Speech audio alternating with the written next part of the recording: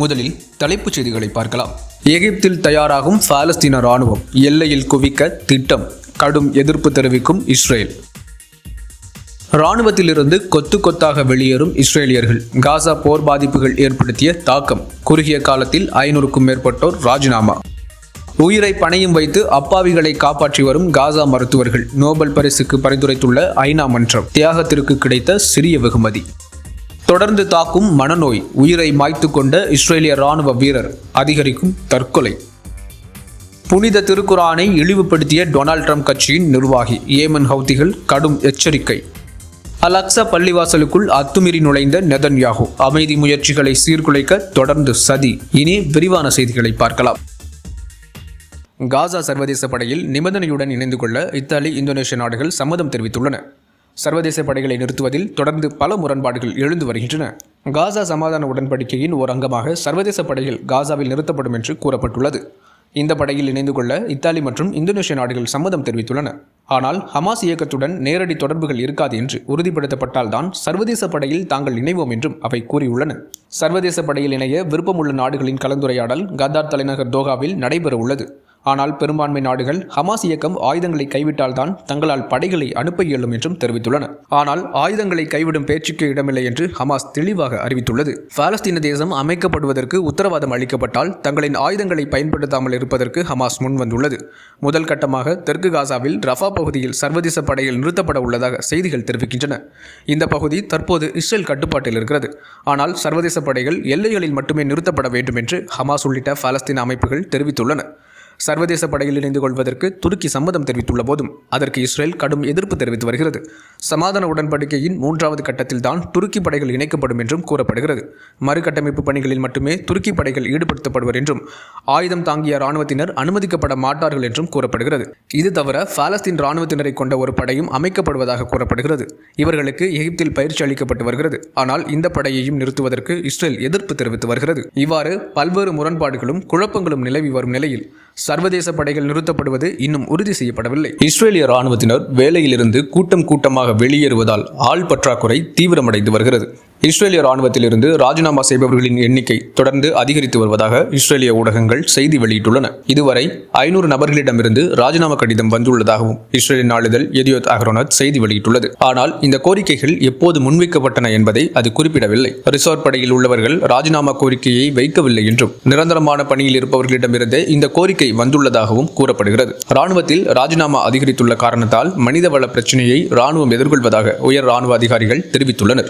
இனிவரும் நாட்களில் இந்த எண்ணிக்கை இன்னும் அதிகரிக்கக்கூடும் என்றும் கூறப்படுகிறது.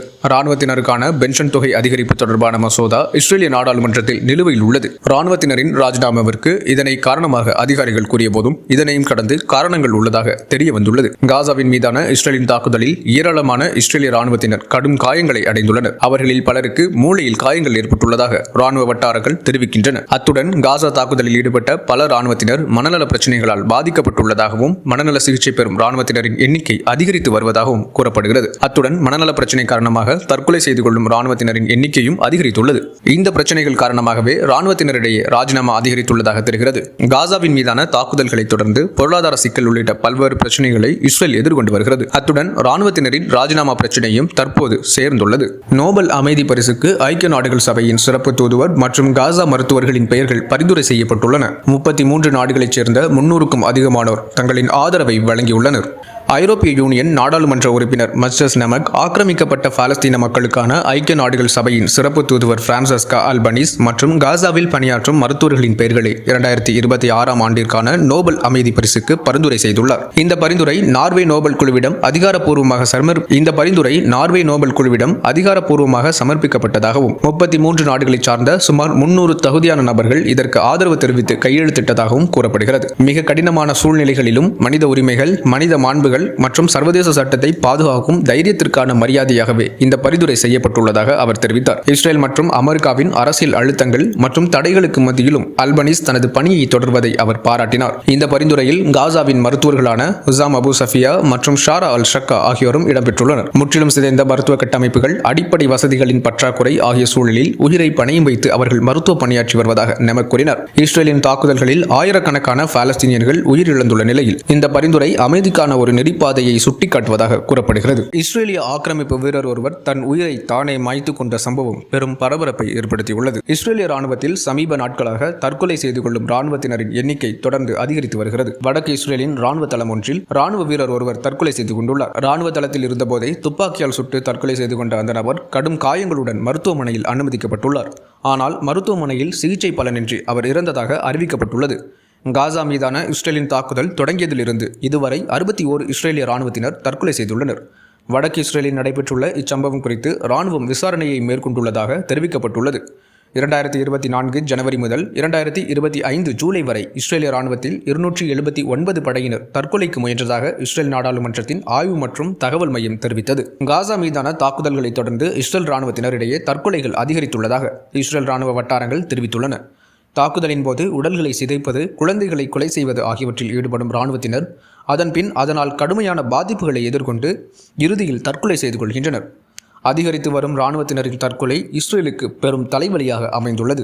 புனித திருக்குரானை அமெரிக்க எம்பி அவமதித்த நிகழ்வுக்கு உலக முஸ்லிம் நாடுகள் ஒருங்கிணைந்து தக்க பதிலடி கொடுக்க வேண்டும் என ஏமன் ஹவுதி அரசு அழைப்பு விடுத்துள்ளது. அமெரிக்க செனட் தேர்தலில் போட்டியிடும் தீவிர வலதுசாரி சிந்தனை கொண்ட குடியரசுக் கட்சி வேட்பாளர் ஜேக் லாங் புளோரிடா மாநிலத்தில் நடைபெற்ற இஸ்லாமிய எதிர்ப்பு பேரணியில் புனித குரானை அவமதித்ததாக கூறப்படுகிறது. இந்த செயல் உலகம் முழுவதும் உள்ள முஸ்லிம்களையும் மனித உரிமை செயல்பாட்டாளர்களையும் அதிர்ச்சி அடைய செய்துள்ளது. இச்செயலை மனித புனிதத்திற்கு எதிரான பெரும் குற்றம் என்று ஏமன் தலைவர் சையத் மாலிக் அல் ஹவுதி வர்ணித்தார். அமெரிக்கா, பிரிட்டன், இஸ்ரேல் மற்றும் அவர்களின் கூட்டாளிகள் இஸ்லாத்திற்கு எதிராக நடத்தும் தொடர்ச்சியான போரின் ஒரு பகுதியாகவே இந்த அவமதிப்பு இடம்பெற்றுள்ளது என்றும் அவர் கூறினார். இந்த சக்திகள் மனித சமூகங்களை சிதைக்கவும், நாடுகளை அடக்கி ஆளவும், அவர்களின் வளங்களை கொள்ளையடிக்கவும் முயற்சி செய்கின்றன என்றும் அவர் குற்றம் சாட்டினார். தொடர்ச்சியாக நடைபெறும் இத்தகைய அவமதிப்புகள் குரானின் மீதான முஸ்லிம்களின் நம்பிக்கையை தளர்த்துவதற்கு மேற்கொள்ளப்படுவதாக அவர் கூறினார். பாலஸ்தீனில் இஸ்ரேல் மேற்கொள்ளும் குற்றங்கள் மற்றும் மேற்கத்திய நாடுகள் அதற்கு வழங்கும் ஆதரவு ஆகியவை இஸ்லாத்திற்கு எதிரான அவர்களின் ஆழ்ந்த பகைமைக்கு காரணமாக உள்ளதாகவும் அவர் தெரிவித்தார். இந்த சூழலில் முஸ்லிம் நாடுகளும் அறிவுஜீவிகளும் பொதுமக்களும் இஸ்லாமிய புனிதங்களை பாதுகாப்பதற்காக மத மற்றும் நெறிமுறை பொறுப்புடன் உறுதியான நிலைப்பாடு எடுக்க வேண்டும் என்றும் அப்துல் மாலிக் வலியுறுத்தினார். மௌனமும் அலட்சியமும் எதிரிகளுக்கு மேலும் துணிவை வழங்கும் என்றும் அவர் எச்சரித்தார். பாலஸ்தீனின் ஜெருசலம் நகரத்தில் உள்ள அல் அக்ஸா பள்ளிவாசல் வளாகத்திற்குள் இஸ்ரேல் பிரதமர் பெஞ்சமின் நெதன்யாஹூ அத்துமீறி நுழைந்திருப்பது கடும் அதிருப்தியையும் விமர்சனங்களையும் ஏற்படுத்தியுள்ளது. முஸ்லிம்களின் முக்கிய புண்ணிய ஸ்தலங்களில் ஒன்றாக ஜெருசலம் நகரத்தில் உள்ள அல் அக்ஸா பள்ளிவாசல் திகழ்கிறது. பள்ளிவாசல் வளாகத்தின் மேற்கு பகுதியில் அமைந்துள்ள சுவற்றை தங்களுக்கு புனிதமானதாக யூதர்கள் குறிப்பிட்டு வருகின்றனர். அங்கு ஆன்மீக சடங்குகளில் ஈடுபடுவதாக கூறி ஒட்டுமொத்த பள்ளிவாசல் வளாகத்திலும் பிரச்சனைகளை ஏற்படுத்துவது வாடிக்கையாக உள்ளது. இதனை காரணமாக வைத்து அல் அக்ஸா பள்ளிவாசலுக்குள் இஸ்ரேலிய ராணுவத்தினர் அடிக்கடி நுழைந்து முஸ்லிம்கள் மீது தாக்குதல்களை நடத்தி வருகின்றனர். இஸ்ரேலிய ராணுவத்தினரின் அடாவடிகளில் இருந்து பள்ளிவாசலை காப்பாற்றுவதற்காக முஸ்லிம்கள் கடும் முயற்சிகளையும் தியாகங்களையும் மேற்கொண்டு வருகின்றனர். இஸ்ரேலிய அரசியல் தலைவர்களும் பள்ளிவாசல் வளாகத்திற்குள் நுழைந்து பிரச்சனைகளை ஏற்படுத்தி வருகின்றனர். செப்டம்பர் 2000 அப்போதைய இஸ்ரேல் பிரதமர் ஏரியல் ஷரோன் அல் அக்ஸா பள்ளிவாசல் வளாகத்திற்குள் நுழைந்தது பாலஸ்தீனியர்கள் மத்தியில் கடும் கோபத்தை ஏற்படுத்தியது. இரண்டாவது இன்திஃபாதா என்ற மக்கள் எழுச்சி ஏற்படுவதற்கு இச்சம்பவம் காரணமாக அமைந்தது. 2005 காசாவில் இருந்து இஸ்ரேலிய படைகள் முற்றிலுமாக வெளியேறினர் என்பது குறிப்பிடத்தக்கது.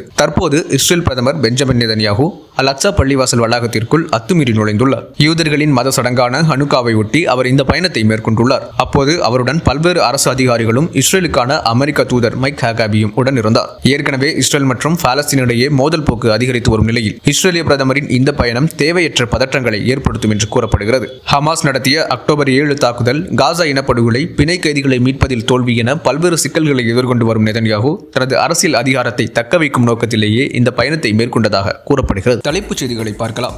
எகிப்தில் தயாராகும் பாலஸ்தீன ராணுவம், எல்லையில் குவிக்க திட்டம், கடும் எதிர்ப்பு தெரிவிக்கும் இஸ்ரேல். ராணுவத்திலிருந்து கொத்து கொத்தாக வெளியேறும் இஸ்ரேலியர்கள், காசா போர் பாதிப்புகள் ஏற்படுத்திய தாக்கம், குறுகிய காலத்தில் 500க்கும் மேற்பட்டோர் ராஜினாமா. உயிரை பணையும் வைத்து அப்பாவிகளை காப்பாற்றி வரும் காசா மருத்துவர்கள், நோபல் பரிசுக்கு பரிந்துரைத்துள்ள ஐநா மன்றம், தியாகத்திற்கு கிடைத்த சிறிய வெகுமதி. தொடர்ந்து தாக்கும் மனநோய், உயிரை மாய்த்து கொண்ட இஸ்ரேலிய ராணுவ வீரர், அதிகரிக்கும் தற்கொலை. புனித திருக்குரானை இழிவுபடுத்திய டொனால்ட் ட்ரம்ப் கட்சியின் நிர்வாகி, ஏமன் ஹவுதிகள் கடும் எச்சரிக்கை. அல் அக்ஸா பள்ளிவாசலுக்குள் அத்துமீறி நுழைந்த நெதன்யாஹூ, அமைதி முயற்சிகளை சீர்குலைக்க தொடர்ந்து சதி.